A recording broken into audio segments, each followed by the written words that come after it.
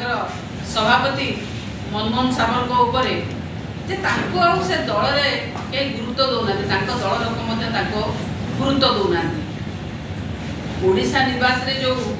घटना घटी तापर दल में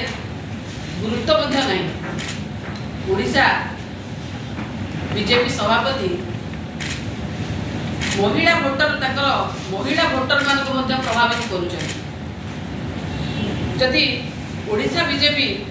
एभली दयनीय स्थिति आज अच्छी से भितर थिबा से जो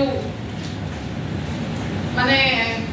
गंडगोल जो परिस्थिति से दयनीय परिस्थिति आज एमती से मुख्यमंत्री प्रार्थी ना घोषणा कर पारले ना। भारतीय जनता पार्टी ओडिशा शाखार नेतृवृंद करुथिले सेथिरे श्रीयुक्त बैजयंत पंडा किछि टिप्पणी रखिथिले से टिप्पणी को सुनिला परे हमर स्पष्ट भाबरे मत रखिबाकू चाहूछु हमकु लागुछि श्री बैजयंत पंडा वर्तमान पर्यंत मध्य संपूर्ण भाबरे सुस्थ होई नाहंती तांकर आखि सिना ऑपरेशन होइछि किछ दिन पूर्व जो कथा आपण माने जानि छथि तांकर आखि सिना ऑपरेशन होइछि बोली से कहउथिले हेले हमकु लागुछि तांकर मुंडरे किछि गोटे गोलमाल होई जाइछि